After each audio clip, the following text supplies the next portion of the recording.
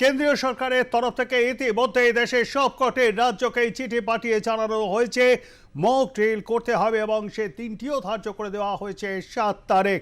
অর্থাৎ 7 তারিখ একেবারে যুদ্ধের আবহ দেখতে পাওয়া যাবে। তার কারণ কি করবেন আর কি করবেন না সেইটা সম্বন্ধে এই মক ড্রিল।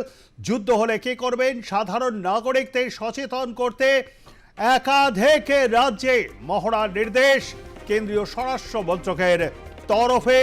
7 তারিখ অর্থাৎ আগামীকাল বুধবার সেই মহড়া হবে। ইতিমধ্যেই আপনারা জানেন পাঞ্জাবের ফিরোজপুরে এই মহড়া হয়েছে, এখানে মকড্রিল এবং সেই সময় পুরো ব্ল্যাক আউট করে দেওয়া হয়েছিল।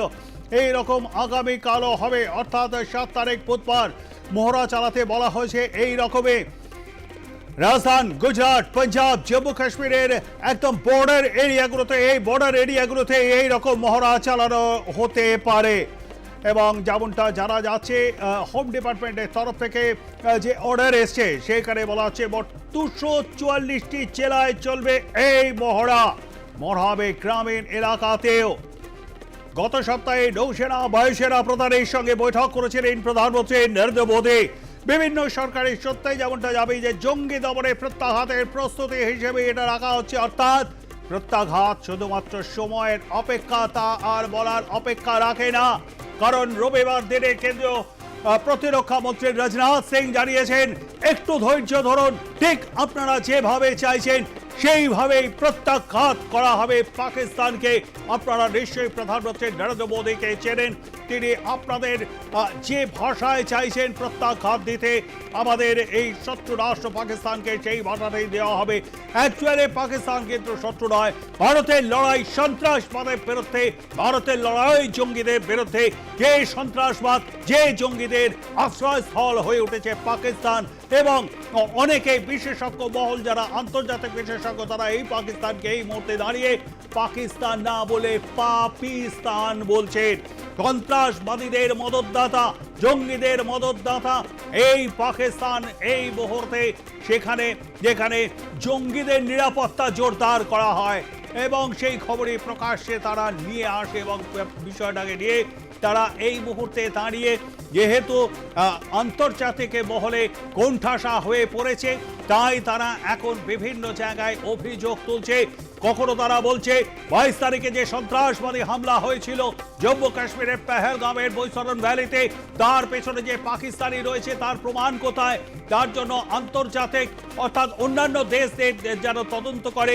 কখনো বলা হচ্ছে তারা নিজেরা তো ইনভেস্টিগেশন করবে, কখনো বলা হচ্ছে এর মধ্যে তারা জড়িতই নয়, কখনো বলা হচ্ছে 1960 সালের যে সিন্ধু চুক্তি জলচুক্তি সেইটা যদি বাতিল করে তাহলে সেটাকে যুদ্ধ হিসেবেই দেখবে পাকিস্তান। কখনো বলা হয়েছে 130টি পরমাণু ক্ষেপণাস্ত্র একেবারে তাক করা আছে ভারতের দিকে, সময়ের অপেক্ষা। অর্থাৎ একটা সুইচ মারলেই নাকি 130টি পরমাণু অস্ত্র একেবারে ভারতের ওপর হামলা চালাবে, আর ভারত সেই সময় নাকি চুপচাপ বসে বসে দেখবে, এমনটাই জানাচ্ছে, দাবি করা হচ্ছে তাদের তরফ থেকে। এবং যে পাকিস্তানে এই মুহূর্তে 1 লিটার পেট্রোল কিনতে গেলে খরচ পড়ে 260 টাকা, 1 লিটার ডিজেলের দাম 300 টাকা, একটা ডিম কিনতে গেলে কাঁচা ডিমের দাম প্রায় 28 টাকা। তাদের এই অবস্থা যেখানে হাফ পাউন্ড পাউরুটি কিনতে গেলে তাদের সেখানে 168 টাকা খরচা দিতে হয় পাকিস্তানি রুপিতে। সেই পাকিস্তান নাকি যুদ্ধ চালাবে এবং পরমাণু হামলা চালাবে ভারতের ওপর, আর ভারত সেখানে বসে বসে দেখবে ভারতের একাধিক মানুষ মারা যাবে। এই মূর্খের দেশে বাস করছে পাকিস্তান, এমনটাই কিন্তু আন্তর্জাতিক বিশেষজ্ঞ মহল বলছে। বরং তারা হুঁশিয়ারি দিয়ে বলেছে এই যুদ্ধ যদি সত্যি হয় তাহলে সেক্ষেত্রে 4 দিনও তারা তাদের খাবার দাবার ইত্যাদি ইত্যাদি বা যা টাকা পয়সা আছে আর্থিক দিক থেকে সেটা মজুত করতে পারবে কিনা সেটা সন্দেহ। যে সময় দাঁড়িয়ে ভারতের শেয়ার বাজার এই রকম আবহের মধ্যেও কিন্তু যথেষ্টই চরচর করে উঠেছে। গতকালেও সেন্সেক্স যথেষ্ট উঠে গিয়েছিল, 81,000-এর ওপরে উঠে গিয়েছিল, এবং তা যখন বাজার বন্ধ হয় 80,000-এর ওপরে ছিল। সেখানে পাকিস্তানের শেয়ার মার্কেট এই মুহূর্তে কিন্তু ডাউন। আমাদের সঙ্গে রয়েছেন আমাদের নিউজরুমের প্রতিনিধি বিশ্বজিৎ পাল। বিশ্বজিতের কাছে চলে যাব। বিশ্বজিৎ, কি এই মকড্রিল যা আগামীকাল প্রত্যক্ষ করবে এই দেশের 244টি জায়গা মানুষজন? দেখো, একেবারেই ঠিক। আমরা বেশ কয়েকদিন ধরে যেটা দেখতে পাচ্ছি যে যেভাবে কিন্তু স্বরাষ্ট্র মন্ত্রক থেকে আরম্ভ করে প্রধানমন্ত্রীর দপ্তর বিভিন্ন সময় যে বৈঠক, অর্থাৎ সিডিএসদের নিয়ে এবং তার পাশাপাশি তিন বাহিনীর প্রধানকে নিয়ে, বিরোধী রাজনৈতিক দলকে নিয়ে এই বৈঠক, যুদ্ধ যে একটা পরিস্থিতি সেটা কিন্তু তৈরি হয়ে গিয়েছে এবং যে কোনো সময় পাকিস্তানের বিরুদ্ধে প্রত্যাঘাতে নামতে পারে ভারতীয় সেনা, এমনটাই কিন্তু বিভিন্ন সময় আমরা জানতে পারছি। এবং তুমি দেখতে পাচ্ছিলে যে বিভিন্ন ক্ষেপণাস্ত্র ভারত কিন্তু পরীক্ষা করতে শুরু করেছেন এবং সমুদ্রপথ থেকে আরম্ভ করে এছাড়াও কিন্তু বিভিন্ন জায়গায় যেভাবে সেনাবাহিনী তাদের মহড়া দিচ্ছে, একদিকে যুদ্ধ জাহাজ, একদিকে কিন্তু ফ্লাইট, বিভিন্ন ফাইটার জেটগুলো যেভাবে আকাশে উঠছে এবং ড্রোন দিয়ে হামলার যে ছক, সমস্ত কিছুই কিন্তু সেজে উঠেছে। পাশাপাশি জম্মু কাশ্মীরে যে জঙ্গিদের খোঁজে বিভিন্ন জায়গায় যেভাবে চিরুনি তল্লাশি হচ্ছে এবং সিজফায়ার হচ্ছে, সেটাও কিন্তু যুদ্ধক্ষেত্রে একটা পূর্ণ মহড়া বলা চলে। এবং তার পাশাপাশি কিন্তু মানুষ যাতে সচেতন হয় এবং তার জন্যই কিন্তু এই মক ডিল, এবং যেটা স্বরাষ্ট্র দপ্তর থেকে বারবার করে বলছে আগামী 7 তারিখ অর্থাৎ আগামীকাল সারা দেশ জুড়ে কিন্তু এই মক ডিল হবে। মক ডিল করার প্রধান কারণ হচ্ছে কি, যুদ্ধ লাগলে সাধারণ মানুষের কি করা উচিত বা কি করা উচিত নয়। এবং যুদ্ধক্ষেত্রে সবাই কিন্তু অস্ত্র না ধরলেও কিন্তু বেশ কিছু সেনা থেকে আরম্ভ করে তারা যেমন অস্ত্র ধরে, এবং সিভিল ডিফেন্স যারা রয়েছেন তারা কিভাবে উদ্ধার কার্য করবেন, অর্থাৎ যদি বড় ধরনের ক্ষয়ক্ষতি হয় সেই ক্ষয়ক্ষতির মোকাবিলা কিভাবে করবেন, সাধারণ মানুষকে কিভাবে বোঝাবেন।